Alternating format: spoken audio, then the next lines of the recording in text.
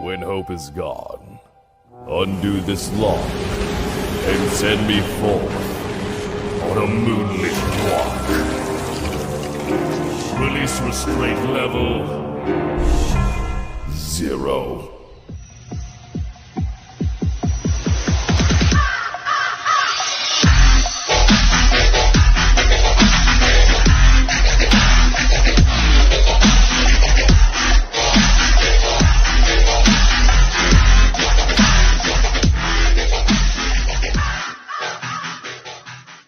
Hey kids, wanna see a dead body?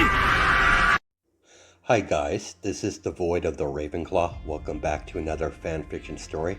If you like this type of content, smash the like button and subscribe for future videos and updates that I do post on my community tab frequently. If you want to get access to my content early, check out the Discord. This is The Unknown Vault Hunter, Part 1.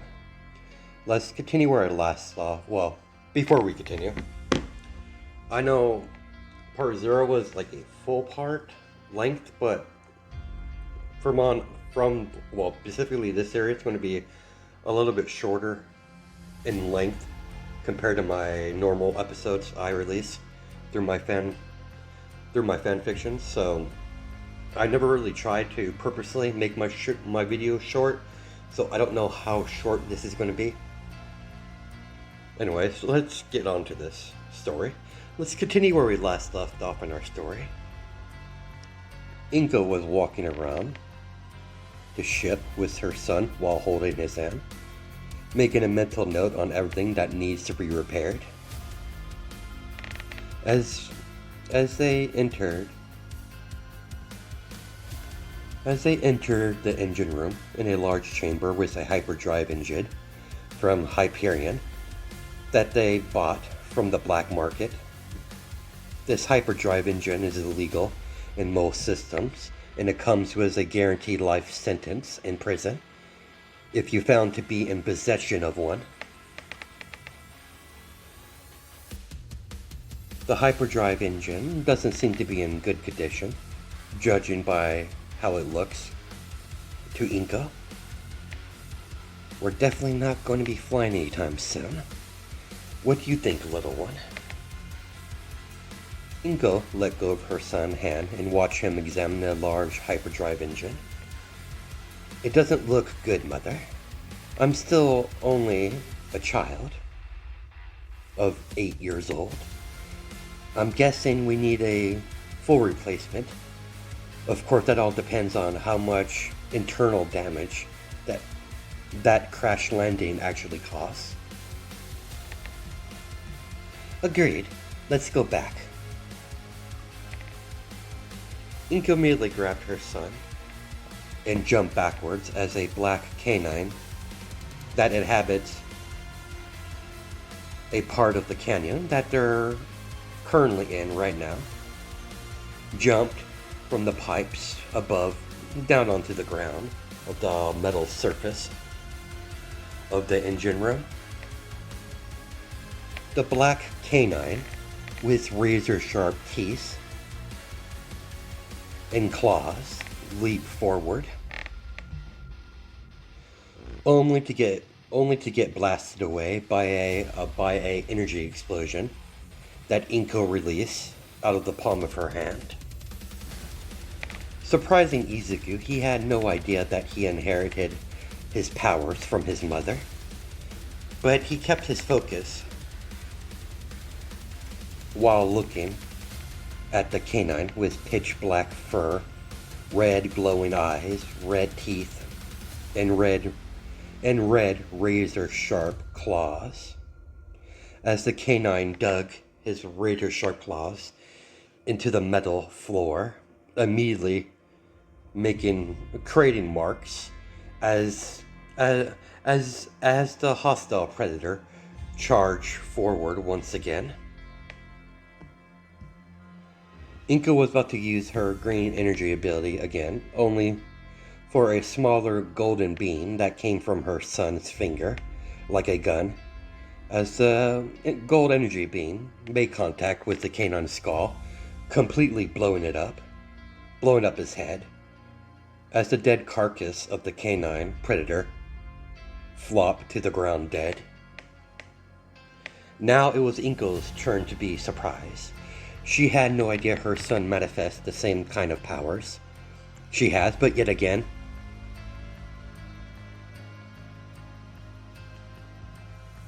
she shouldn't be too surprised. After all, he is her son.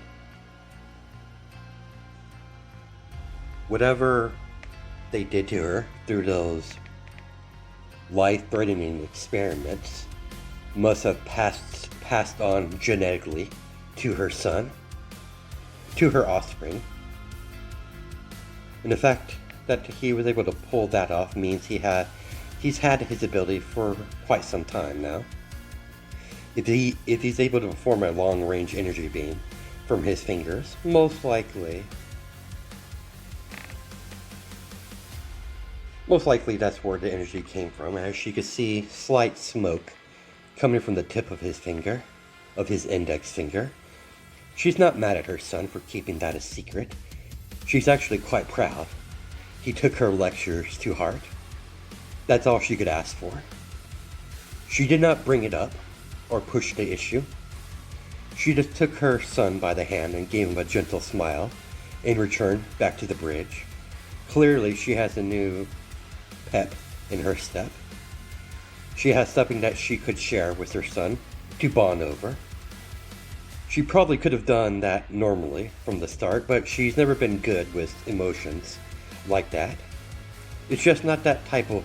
She's just not that type of woman with all that mushy stuff. She's never had been, nor will she ever be. Now with a common and shared interest, she could finally develop a mother and son relationship that she's always wanted, but she had to put it on hold because he was far too young, and she has a responsibility to raise her son in her way and no one else's. When they finally got back, Inko gave Asashi a clipboard with several different on the clipboard with several different lists of things that need to be repaired. That was attached to the clipboard. We also got attacked, dear. I thought I heard your energy explosion. So what attacked? Some kind of animal. It looked like a black canine with red glowing eyes, red teeth, red claws. It was a decent size to take down a full-grown adult. So I take it you took care of it? Something like that, dear. Inko picked up her son. You might excuse me, dear husband, but it's time for me to have a mother and son bonding time.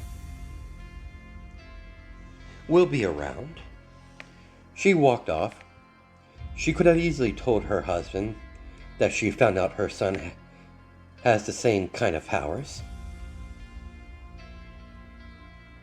But she won't do that. That's his keeper to keep. If he put so much effort in hiding all these years, she has no desire to disturb that. After all, he did what she always was telling him to do. Keep your trump card close to your heart. Yet again, she doesn't really know how to approach it. To her relief, her son spoke up first. I guess I shouldn't be too surprised to find out that you have similar powers. Yes, you inherited from me. It's a long story that I won't go into right now. You're far too young to understand that. But you kept it a secret for quite some time, and you were able to use it good enough to actually attack with it. You're nowhere near my level, but a good first start. Once things get figured out, allow your mother to show you a thing or two with our shared abilities. He only gave his mother a nod and acknowledgement because he can't really describe what he's feeling right now in words. Does he feel bad about hiding it to his parents? No. That's how he was taught. He just has a hard time processing everything he learned. There's clearly things he doesn't know about his mother. Not surprising, given they don't interact with each other a whole lot. Of course, he's always interacted with his mother more compared to his father, Hasashi. Despite his intelligence, he's still only 9 years old. It's quite difficult for him to understand complex emotions like this. We'll talk about this at another time, dear. What exactly are we doing, Mother? We're going on a little dog hunt. Whatever these creatures are, they definitely came from the outside world. You're expecting there to be more? They got in somehow, and I highly doubt these filthy months were alone. We still don't know nothing about this planet or the wildlife on this world. We don't even know if they travel in packs, considering that creature looked like a canine. Both mother and son begin to search through the ship toward all of the exits and ventilations that the outside wildlife could sneak into the ship. Using the vents and emergency exits, Inko was correct. There was more. Inko created several green energy balls and shot them towards the vicious-looking canine predators, killing them. As Deku took out all the stragglers, Inko shut majority of the ventilation shafts and sealed them up, only except the rare few on top of the ship. Luckily for them, the life support system was already fully functional and activated, filtering all the air from the surface, just in case if the air is not breathable. They finally made it back to the bridge. Everything's been cleared out and sealed. I think we got the last of them. You might want to scan the entire ship anyways, just to be safe. When that's repaired, of course. Most appreciated. Unfortunately, those type of systems are currently still offline. I'm having a team work on it now. Once we repair that system, we can start scanning the outside area of the ship. By then, we should be able to determine if the air is breathable on this planet. And we really need to think on how we're going to survive. We have enough food and water to last for a couple months. We have a lot of mouths to feed, and our supplies are not limitless. Eventually, we'll run out. You two gather all of the animal corpses that's inside the ship. I want a complete scan on these creatures to see if their meat is even edible. With their orders given, they ran off to do what they were asked. Hasashi rubbed the temples of his forehead in frustration of the situation. First things first, we need to establish what's safe and what's dangerous on this world, and find a substantial source of food and water. I highly doubt we'll be leaving this planet anytime soon. According to what we've seen, according to what I've seen so far or heard. According to what you've seen already, the hyperdrive engine is completely scrapped. We're going to have to find a replacement, but we're still unaware of this planet's, if this planet has any civilization. We're going to have to tread carefully. Agreed.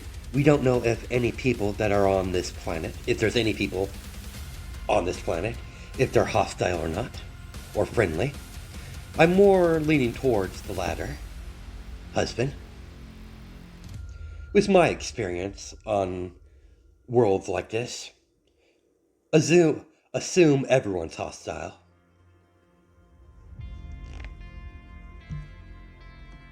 Agreed. If there's any people on this planet, they'll most likely be hostile. But let's not get ahead of ourselves, dear. Agreed. It's been a stressful day. Most definitely. As Asashi looked through the viewing window to see the sun is finally beginning to set. Or fall, basically. Yes, then the three moons are beginning to rise. Beginning nightfall. Alright, everyone, stop what you're doing. Rotate the shifts and get some rest. As the Midoriya family went to turn in for the night to get some rest and continue in the morning. As several weeks has passed, the past several weeks weren't the best for the Midoriyas and the small crew of men and women. But they eventually repaired what systems they could, what systems they need to be activated, and found out the world they crashed land on had breathable air in some sort of canyon that's populated with these black canine creatures. They finally decided to send out hunting parties for food and a fresh water supply. They might not be out of supplies for now, but that will change in the future if they don't prepare accordingly. Inko was listening to the chatter between the Hyperion and an unknown pirate faction on this planet. Are you hearing this? Unfortunately, I did. But why would Hyperion be on this planet? This unknown planet? Who knows?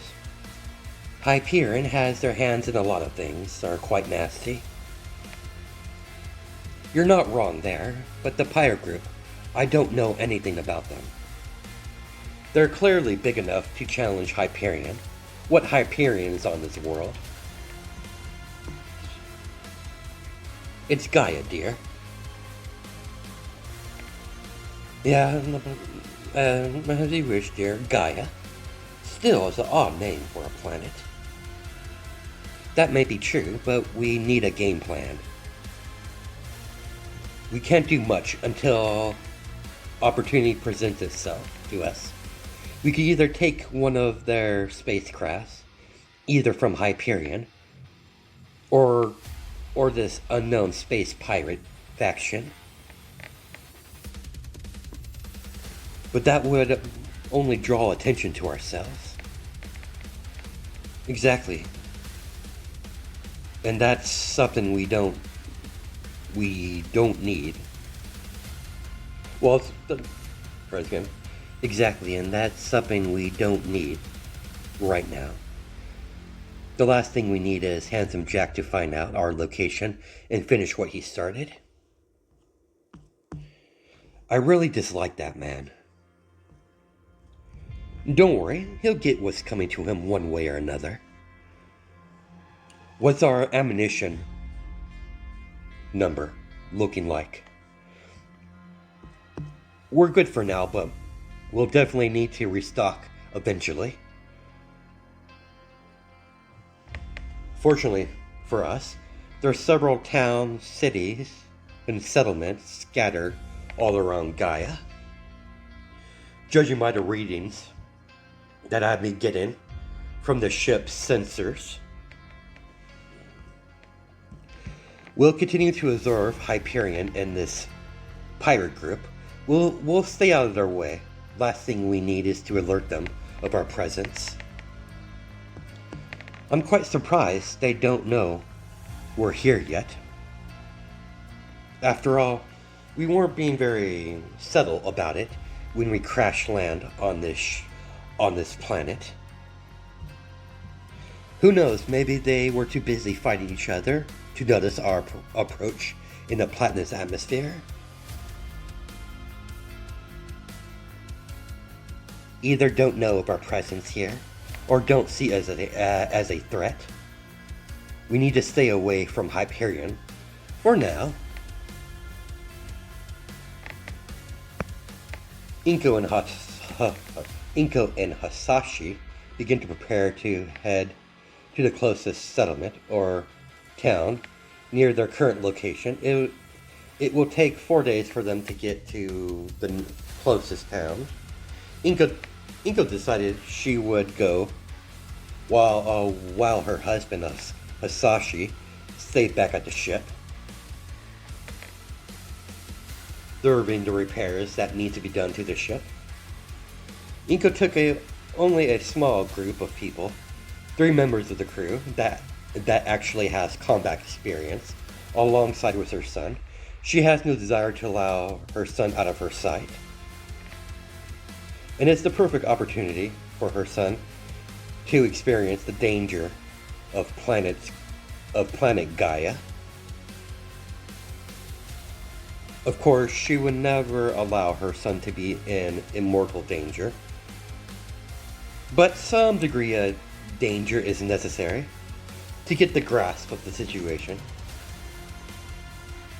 for her son to realize. Inko's indeed using this as a lesson to teach her son further. These survival skills and lessons will be invaluable for her son's growth. The next morning they left with 3 members of the crew, 2 in the front, 1 in the back, and Inko and her son took the middle and began to travel through the canyon. They found themselves when they crash landed on Gaia. It's going to take an estimate of 3 days to travel to get to the closest civilization. Well, civilized city, or town, or shelter. And it's going to take another 3 days to get back. After a day traveling through the canyon, they decided to camp out for the night in a nearby canyon cave that didn't go very deep inside the canyon, but deep enough for them to be sheltered from the elements like rain and other weather conditions. You probably need this, as Inko handed over several small devices. Hands over one to her son. What's this, Mother? This is a portable shield. Comes in handy when you're in hostile environments like this. As the 9-year-old boy activated the shield and put the device for safekeeping on his person, Inko passed along some food and water to everyone in the group. As they decided to take shifts from sleeping and having at least 2 people posted out an entrance of the canyon cave as lookouts, so any predator can't sneak upon them while they're sleeping. Later that night, when Inko took one of the shifts as a lookout, as the rest of the group slept, she heard a loud roar in the distance of the canyon. She immediately took out her pistol, just in case.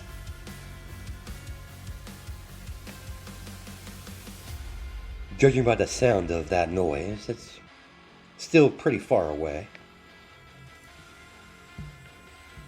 Orders, ma'am? Don't do anything yet. No reason to declare our location to every predator in this godforsaken canyon. If it gets closer, we'll deal with it then. But until then, don't you dare open fire until I give the order. Do I understand? Do you understand? Copy that. Good. Keep your wits about you. We don't know what loud roar that came from. They heard the same type of roar once again, but it was much more closer than the first time they heard it. Get everyone awake. I think we have company. The moment the young woman left to wake up everyone up, Inko saw a glimpse of the hostile predators. At first, she only saw a singular black canine.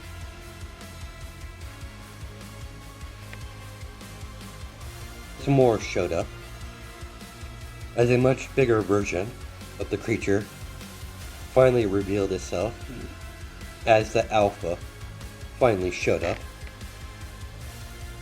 with several more of the smaller, normal sized black canines, with all familiar features: black fur, red eyes, red teeth, and red claws. But the alpha was a lot more bigger. It clearly can overshadow a full-grown human adult. Inko analyzed the alpha. The size of the creature was impressive. Completely bigger than a human, even bigger than a vehicle. A canine creature with such size should be slow, but yet again, she's uncertain of this hostile species. There's a good chance that the big one can easily move as fast as the smaller ones. And if she's right on her gut feeling that they might be in a tough situation, plus the alpha, there are 10 smaller alien-looking canines. So they do hunt in packs. Clearly the big one must be the alpha. Everyone, and she yells back, pack up your gear. Get get armed. We have a fight on our hands. Inko had a calm expression on her face as she stepped out of the canyon to meet the threat head on, as she pulled out her pistol in her right hand while getting ready to channel her energy in her left hand to unleash a energy explosion or an energy beam to keep her distance. She briefly looked over to her son. Izuku, I want you to pay a close attention. Watch very closely how I use my energy and how I use my powers in an actual battle. This will be beneficial for you. Considering you inherited my abilities. With that said, she focused her complete attention at the hostile predators. The smaller ones were beginning to stalk her, walking in a circle around Inko, while the alpha stood back a little bit of ways, watching and waiting. The alpha immediately let out a loud roar, commanding his pack to attack.